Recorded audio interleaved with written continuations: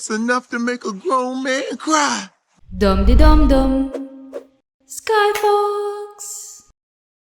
السلام عليكم شباب، معكم سكاي فوكس، والنهارده عندنا مراجعة من غير حرق لفيلم الانيميشن ذا وايلد روبوت من انتاج دريم ووركس. ولو حسيتوا انه صوتي غريب شويتين فده لاني عيانة حبتين، ياي دخلت الشتاء ليتس جو. في حين ان كل شيء في الساحة عبارة عن سيكول او بريكول، الاعتماد على النوستالجيا والمألوف والابداع اترمى في اقرب زبالة. نعم انا انظر اليك يا ديزني تبلك، فان الفيلم ده جديد تماما، مقتبس من سلسلة كتب بنفس الاسم، الفيلم اللي مكسر الدنيا حاليا. ولكن بالنسبة لي انا هقف شوية قبل ما اديكم رأيي بشكل كامل، لان عايزاكم كده تفتكروا امتى اخر مرة اتكلمت عن فيلم انيميشن من الشركات الكبيرة زي ديزني وبيكسار والمونيشن وغيرهم. فكروا معايا، اخر مرة كان فيلم ويش من 7 شهور، واو مدة كبيرة، واللي هو شفته مخصوص عشان اتريق عليه فممكن ما نحسبهوش. طب فيلم فناف 10 شهور ومش انيميشن اصلا. الاجابة الحقيقية هي فيلم سوبر ماريو من اكتر من سنة. واو كتير جدا. هتسأل نفسك دلوقتي طب ازاي نزل 90,000 فيلم انيميشن تاني في النص، ليه سحبت عليهم بدل هذا الشت؟ هقول لكم ان السبب الحقيقي والخطير هو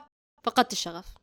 فقدت الشغف في افلام الانيميشن الكبيره فجاه، مش كده؟ فمع كل الافلام اللي بتنزل يا اما مش بشوفهم لاني مش مهتميه كفايه، او لان فيهم الوان، او ببساطه عرفت ان هم مش حلوين فمش عايزه اشوفهم. ولو شفتهم فعلا فبيكون بعد فتره ما كنتش عايزه اراجعهم، او فات الاوان على كده خلاص. فليه ما اقولش رايي عن بعضهم على السريع دلوقتي؟ كونغ فو باندا 4 ما شفتوش، بس يمكن اكتر واحد نفسي اتريق عليه لاني سمعت انه جزء مش حلو مع شخصيات ضعيفه، والثعلبه دي تصميمها لا ينتمي للعالم ابدا، و I kinda don't like it. يعني نيمونا كان نفسي اشوفه، عرفت ان في الوان كنسلت الطلعه. مايجريشن شفت كام لقطه منه، غالبا الدبلجه المصريه احلى من الفيلم اصلا. انا مش مسامح في السندوتش. كل دول باختصار ما جذبوش اهتمامي اصلا عشان اشوفهم. في الناحيه التانية شوف إليمنتال، الصراحه توقعته يكون اسوأ بس طلع حلو، مع انه مشكوك في كام حاجه كده كموضوع، وانصحش بيه الجمهور صغير قوي. سي بيست كنت ناوي اعمل له مراجعه بس سحبت عليه، وشفت انه هو اتقارن كتير بهاو تو ترين يور دراجون، والسبب واضح بس كان لطيف. ليو ده كان اقرب فيلم الحصول على مراجعه لاني حبيت فكرته جدا، في شخصيات مشاعر ورسائل حلوه، مع انه ما تتوقعش منه كده في الاول، والكوميديا يا اما بتضحك قوي او مقرفه، بس ده متوقع من ادم ساندلر. وسبايدر مان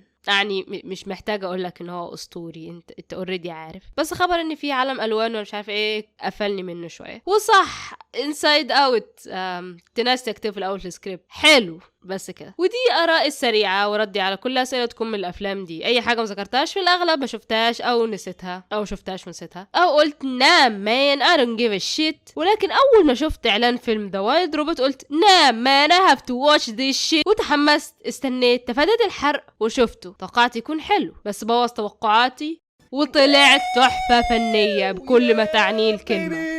ايه افتكرت ان هقول اوه سيء منفوخ overrated bullshit، لا حبيبي لا، ده واحد من افضل الافلام اللي شفتها في حياتي بلا مبالغه. مش هكدب عليكم لو قلت ان الفيلم ده رجع لي الشغف في حاجات كتير، وحسسني بالسعاده كنت افتقدها في افلام كرتون، مع واحد من افضل البصريات من فتره. اسلوب التصاميم مع الشخصيات والبيئه فيها ميكس حلو بين الواقعيه والكرتونيه، تدي حريه اكبر في الحركه والتعبير، والاستخدام المبهر للالوان الزاهيه والمختلفه والمشاهد كتير كطريقه للتعبير عن المشاعر المكبوته فيها، فيحسسك بالبهجه، الحماس والحزن او الخوف على حسب احتياج اللقطه. الفيلم من الاخر متعه بصريه فذه، قريب جدا اسلوب انيميشن بوس ان بوس ذا لاست ويش، واللي هو كان واحد من افضل افلام دريم ووركس برايي. ولو ما كانش الانيميشن رائع كفايه فقصه الفيلم كمان خطيره، مع انها فعليا بسيطه جدا مع احداث سهل تتبعها، بس مثيره للاهتمام، ممتعه ومستمره بشكل كافي عشان تتعلق بيها وما تملش في لحظه. باختصار عندك روبوت اسمها روزوم او روز، لقت نفسها عالقه في جزيره مليانه حيوانات بريه شرسه مع خبره معدومه عن اي شيء فيها. في طريقها تلاقي بيضة وز بري فتقرر تربيه كأمه، ورافقها في ده ثعلب. او ماي جاد سكاي فوكس. مع بعض شوف المصاعب اللي بتواجهها في تحقيق المهمة دي، سواء مصاعب البرية الشرسة اللي رفضها تماما معتبرها وحش مش مديها فرصة تتعامل الا وحطت عليها بطرق مختلفة من اول دقيقة الفيلم حتى.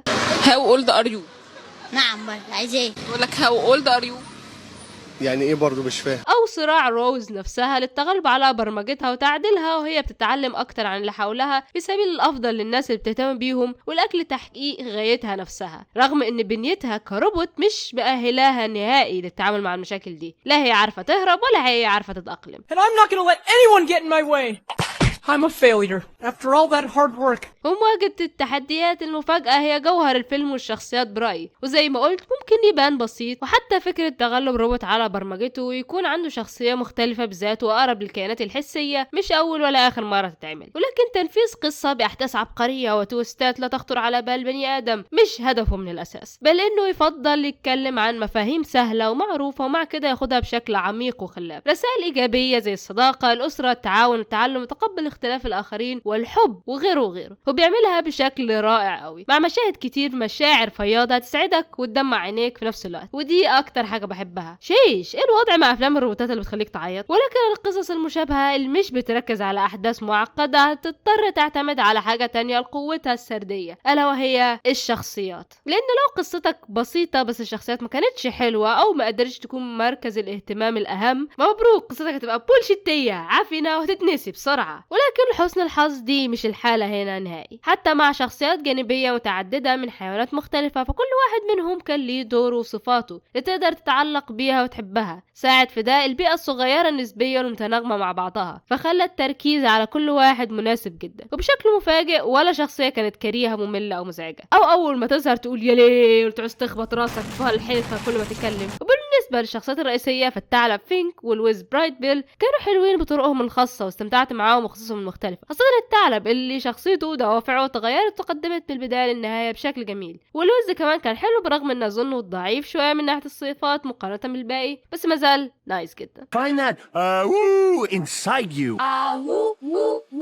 قمة في النشاز. ولكن كله كوم ونجم الفيلم كله كوم تاني. روز الروبوت هي شخصية عبقرية، كل جملة كل حركة كل تصرف بتعمله بيخليني أحبها أكتر وأكتر، من أول التصميم البسيط ولكن القوي والمميز مع إن ما عندهاش ملامح تقريبا غير عدستين زي العيون، بس الفيلم قدر يعبر عن دوافعها بشكل ذكي، من أول استغلال كونها شخصية كرتونية وفوق ده الروبوت بيحركها بحرية ومرونة أكتر مع إظهار قدراتها الميكانيكية أو استخدام الجو العام والمشهد وألوانه، وأهمها طبعا كان النور اللي بيشع منها كل ما تحس بمشاعر مختلفة، أبرزها اللقطة لما فقست البيضة، وطريقتها أصلا في الكلام بتصف بشكل حلو الصراع بين طبيعتها الآلية والبيئة المحيطة، كما إنها بتضحك في مواقف كتير. كل طرق التعبير دي بتتقدم على مدى الأحداث وكأن روز تنضج أكتر كشخصية، والممتع جدا رؤيتها بتحاكي قدرات كل حيوان من حولها وبتستخدمها في الوقت المناسب، الأمر اللي يخليها فعلا جزء من بيئتها وعائلتها الجديدة كروبوت بري. See what I did here؟ بالحديث عن البرية فالفيلم ما تهاونش أبدا في إظهارها بكل جمالها أو وحشيتها، من أول أشكال الحيوانات وتصرفاتهم وحتى عيونهم اللي بتعكس النور وقتالهم مع بعضهم أو تدميرهم لروز نفسها بطرق صعبة جدا عليها، وكل ده كان يدوبك في البداية، وقد إيه خدوا وقت طويل عشان يقدروا يتقبلوها فعلا، وده بيظهر جانب واقعي حتى لو بشكل كرتوني. وكمان متوقعش إن الفيلم ما يخافش خالص من ذكر مواضيع زي الموت بشكل مستمر كونها جزء من البرية، يعني الشيش طريقة للروز نفسها بتحصل على البيضة لوحدها الصادمة على الفيلم عائلي زي ده، والسوداوية دي انعكست كمان على الكوميديا اللي صراحة ما فشلتش تضحكني في كل مرة أو حتى أبتسم على الأقل، خاصة النكت السوداوية فيها دي المفضلة عندي لأنها أكتر حاجة مش هتتوقعها. لو تسألوني إيه العيب فيه هقول إن هو خلص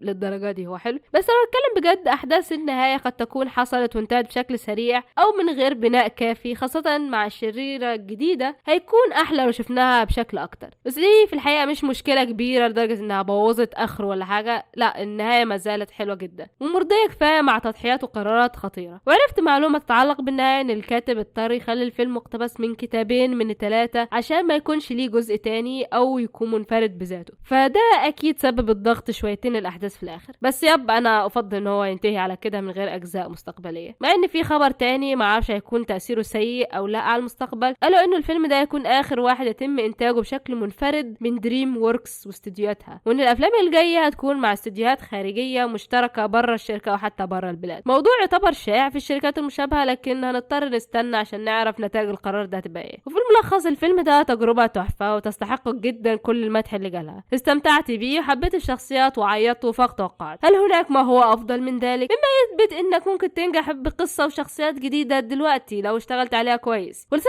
ما حاسة انه بقالي كتير جدا شفتش فيلم انيميشن بيعرض قصة حلوة في سبيل ان هو يعرض قصة حلوة مع رسائل ايجابية من غير اجندات غبية، من غير ما يحاول يثبت حاجة ملهاش لازمة، من غير ما يعرض شخصيات فارغة، مجرد قصة حلوة تأثر فيك وتحبها. وصدقوني لما اقول ان انا اشتقت القصص المشابهة جدا. عشان كده الفيلم ده حسسني اني رجعت الفترة الذهبية لافلام ديزني وبيكسار وباقي الشركات لما كانت انتاجاتهم حلوة بلا نواقص، حتى مع انه من انتاج دريم ووركس. عشان كده دايما نقول تبا لديزني. تعرفوا برضو قد يكون السبب ان انا مش بتكلم عن افلام او اعمال حلوة كتير الا لو انا عايزة فعلا اني بخاف ملاقيش حاجة اقولها من غير ما اعيد نفس الكلام زي واو انيميشن حلو، واو كتابة حلو، واو شخصيات حلو، واو وبس. طبعا ده مش دايما، وانا بحب الفترة التانية اتكلم عن حاجة عجبتني واحس انها تستحق، زي مثلا باد جايز او بوس ان بوتس.